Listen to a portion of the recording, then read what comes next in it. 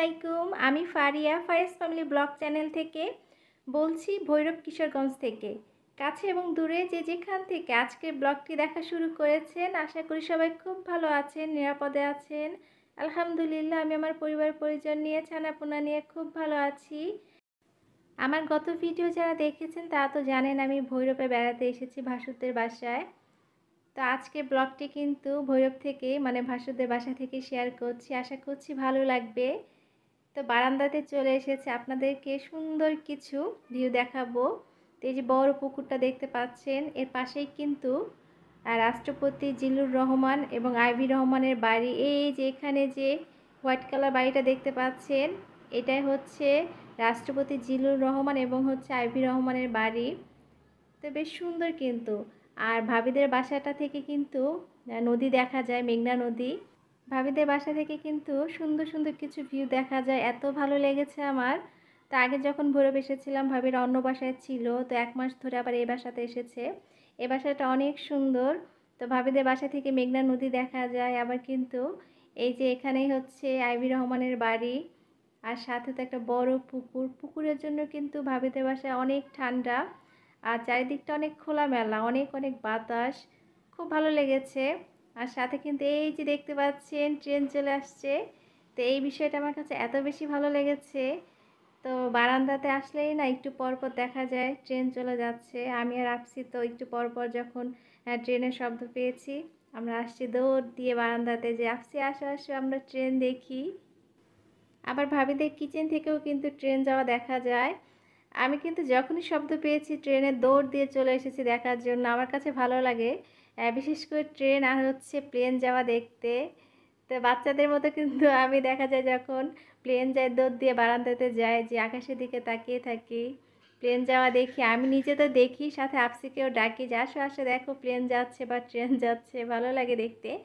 আর হচ্ছে ভাবিদের কিচেন থেকে আরেকটা জিনিস দেখা যায়, সেটা হচ্ছে অনেক বড় একটা সোনালু ফুল গাছ। ফুল গাছটা পুরাটাই হলুদ হয়ে আছে, এত সুন্দর লাগে দেখতে। আমার না সোনালু ফুল দেখতে খুব ভালো লাগে, কেন যেন খুব পছন্দ। পুরো গাছটা একদম হলুদ হয়ে থাকে, থোকায় থোকায় ফুল ঝুলে থাকে, অসম্ভব রকমের ভালো লাগে। আর এই তো ভাবে কিন্তু দুপুরে রান্না বান্না শেষ করে এখন পিঠা বানাতে চলে এসেছে।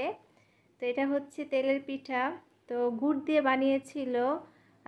খুব বেশি ফোলে নাই, কিন্তু খেতে কিন্তু খুব মজা হয়েছিল, ভালো লেগেছিল। তো ভাবি কিন্তু সুন্দর করে কি বলো এটাকে, মানে রেডি করে দিয়েছিল একদম। মানে এই যে পিঠার জন্য যে ডোটা আছে, ডোটা সুন্দর করে রেডি করে দিয়েছিল। আর ভাবিদের যে হেল্পিং হ্যান্ড খালা আছে, খালা হচ্ছে পিঠাটাকে ভেজে নিচ্ছিল। তো খালার খুব আফসোস হচ্ছিল যে একদম পারফেক্ট হয় নাই। খালা নাকি 2-3 কেজি পিঠা বানায়, তেলের পিঠা খুব সুন্দর হয়, অনেক ফুলকো ফুলকো হয়। কিন্তু খালার আজকে সে কি আফসোস যে আজকে পিঠাগুলো খুব বেশি সুন্দর হয় নাই কেন। তা আমি আবার খালাকে যে বলছিলাম যে না খালা ঠিক আছে, সমস্যা নেই, সুন্দর হয়েছে, তো ভালো হয়েছে, খেতে খুব মজা হয়েছে, সুন্দর লাগে দেখতে।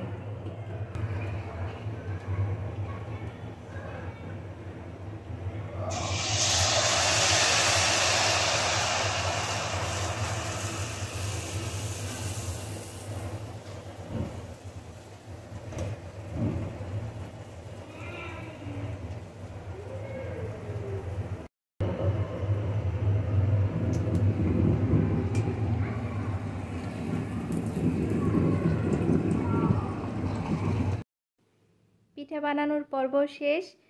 তো পিঠা খুব বেশি সুন্দর হয়নি, ফুলকো ফুলকো, তাতে কি আলহামদুলিল্লাহ পিঠা কিন্তু খেতে খুব মজা হয়েছিল।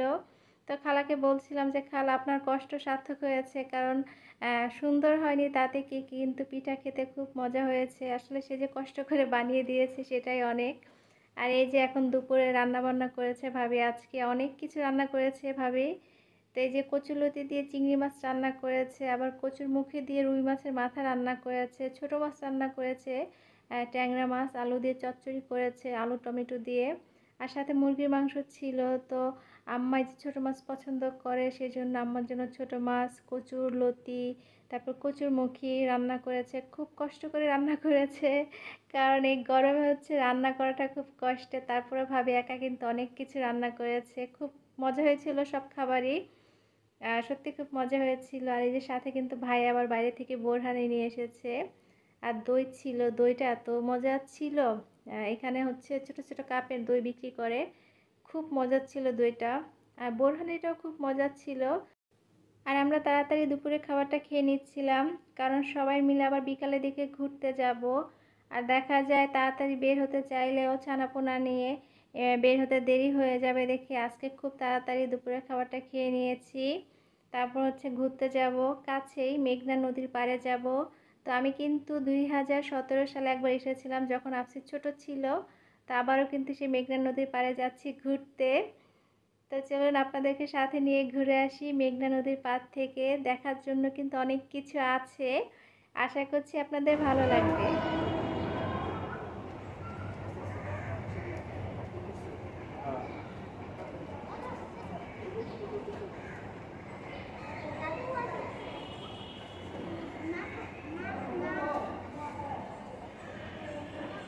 বাকি কই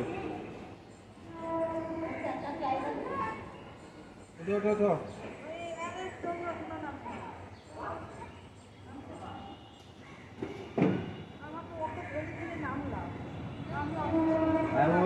বসে পড়ো, বসে পড়ো।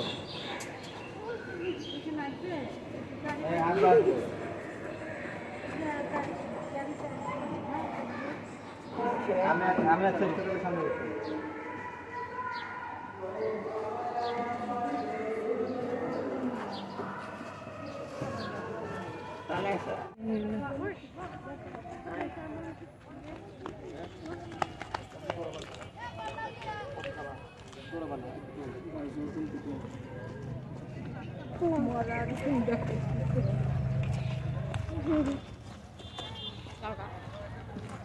বাবা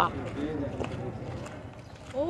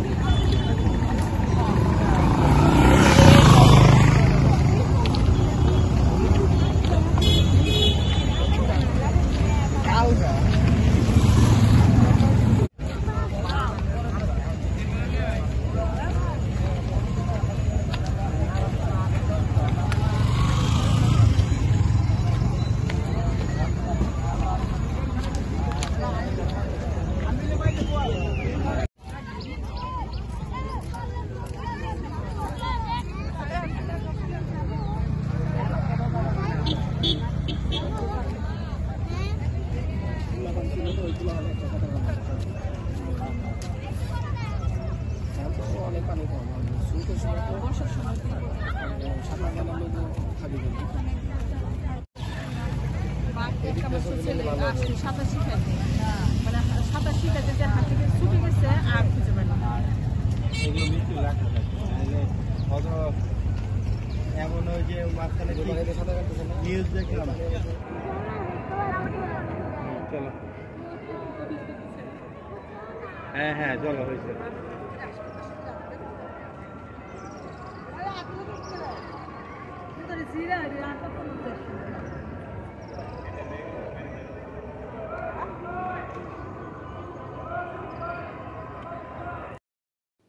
আর এই তো আমরা চলে এসেছি মেঘনা নদীর পাড়ে ঘুরতে।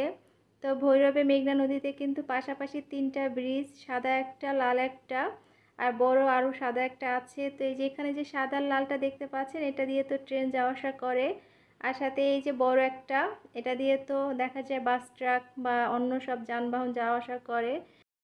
তো অন্য কোনো নদীতে এইভাবে পাশাপাশি 3টা ব্রিজ আছে কিনা আমার জানা নেই। তো কারো জানা থাকলে কমেন্ট করে জানাবেন। তা আমার জানার মধ্যে তো শুধু এই মেঘনা নদীতে পাশাপাশি 3টা ব্রিজ আছে। তো যখন ট্রেন যাওয়া আসা করে না, দেখতে এত ভালো লাগে, ঝনঝন শব্দ হয়। তা আমি চেয়েছিলাম যে ট্রেন সহ একটা ভিডিও নিতে, কিন্তু পারি নাই। তারপরে ভালো লেগেছে। আর যারা এখনও ভৈরব কিশোরগঞ্জে এই মেঘনা নদীর পাড়ে আসেননি, আসবেন ঘুরতে, ভালো লাগবে। তা আমি কিন্তু 2017 সালে যখন এসেছিলাম, আপসি খুব ছোট ছিল। তো ওই সময়টাতে কিন্তু এই মেঘনা নদীর পাড়ে দাঁড়িয়ে ছবি তুলেছিলাম। তো এবারও কিন্তু সেম জায়গায় দাঁড়িয়ে আমার ছোট্ট ছানাকে নিয়ে ছবি তুলেছি, আবার আফসিকে নিয়ে ছবি তুলেছি, যে স্মৃতি হিসেবে থাকুক। তো আমার কাছে ওই ব্যাপারটা ভীষণ ভালো লেগেছে। তো সেমভাবে দাঁড়িয়ে ছোট্ট ছানাকে নিয়ে ছবি তুলেছি, ভালো লেগেছে। তো আর এই যে মেঘনা নদীর পাড়ে কিন্তু আপনি অনেক ধরনের খাবার পেয়ে যাবেন, আখের রস থেকে শুরু করে ফুচকা, চটপটি, নানান ধরনের খাবার। তো আমরা কিন্তু এখানে মটকা চা খেয়েছিলাম সবাই মিলে, আর সাথে ফুচকা খেয়েছি, ঝালমুড়ি খেয়েছি, আর প্রচুর গরম ছিল। আখের রস আমি 2 গ্লাস খেয়েছি, এত মজা ছিল। আর এই যে আমার ছোট্ট ছানা তো তার বড় ভাইয়ার কোলে, কোলে না ঘাড়ে ঘুরে বেড়াচ্ছে। আর এই যে এই মামার চটপটি ফুচকা খুব মজা ছিল খেতে, টকটা যেন কেমন ছিল, তারপরও ভালো লেগেছে। তো এই ছিল আজকের আমাদের ছোট্ট একটা ব্লগ, আপনাদের সাথে শেয়ার করেছি। তো আশা করছি আপনাদের ভালো লেগেছে। এতক্ষণ যারা অনেক ধৈর্য নিয়ে আমার পুরো ভিডিওটি দেখেছেন সবাইকে অনেক ধন্যবাদ জানাচ্ছি। আমার ভিডিও যারা দেখা শুরু করেছেন, আমার সাথে এই পর্যন্ত আছেন, প্লিজ একটা লাইক দিবেন যদি ভালো লেগে থাকে। আর যারা প্রথম আজকে আমার ভিডিও দেখছেন, আমার চ্যানেলে একদমই নতুন, দেখতে দেখতে যদি কোনো অংশে একটু হলেও ভালো লেগে যায়, আর যদি মনে হয় আমার চ্যানেলটি সাবস্ক্রাইব করা উপযুক্ত, প্লিজ আমার চ্যানেলটি সাবস্ক্রাইব করে পাশে থাকবেন। ফুচকার ভিডিও করতে করতে হঠাৎ করে আকাশে চোখ পড়লো, সুন্দর একটা বড় চাঁদ উঠেছে। তো ভাবলাম একটু ভিডিও করি, আর মনে মনে ভাবছিলাম যে ফুচকা দেখতে দেখতে আমি আকাশে চাঁদ দেখে ফেলেছি। তো ওই যে আকাশে চাঁদ উঠেছে, তো খুব একটা দূর থেকে বোঝা যাচ্ছে না, কিন্তু হ্যাঁ চাঁদটা কিন্তু বেশ বড় ছিল। আর এই যে আমরা সবাই মিলে এখন ফুচকা খাচ্ছি। প্রচুর গরম ছিল বাইরে, তো নদীর পাড়ে সেই তুলনায় কিন্তু আজকে আবার বাতাস অনেক কম ছিল। তো ফুচকা খেয়ে সবাই তো ঝালে অস্থির, আমি আবার একটু বোম্বাই মরিচ দিয়ে ফুচকা খেয়েছিলাম। তো খাওয়ার পরে কিন্তু বেশ ঝাল লেগে গিয়েছিল, পরে সবাই মিলে আবার আইসক্রিম খেয়েছি, কোন আইসক্রিম, চকবা, যে যেটা পারছি আর কি খেয়েছি। তো আমার ছোট্ট ছানা কিন্তু আইসক্রিম দেখে তার কি অবস্থায় যে দেখেন, সে অস্থির হয়ে গেছে আইসক্রিম খাবে। তো আজকে প্রথম সে আইসক্রিম খাচ্ছে। মাশাআল্লাহ, আলহামদুলিল্লাহ, আমার ছোট্ট ছানা কিন্তু অনেকটা আইসক্রিম খেয়েছে। আসলে প্রচুর গরম ছিল, তো ঠান্ডা ঠান্ডা আইসক্রিম খেতে ওর খুব ভালো লেগেছে। তো এতক্ষণ অনেক ধৈর্য নিয়ে আমার পুরো ভিডিওটি দেখার জন্য সবাইকে অনেক ধন্যবাদ জানাচ্ছি। আমার ছোট্ট ছানার আইসক্রিম খাওয়া দেখতে দেখতে চলুন বিদায় নেই। তো সবাই অনেক ভালো থাকবেন, নিরাপদে থাকবেন। আল্লাহ হাফেজ, আসসালামু আলাইকুম।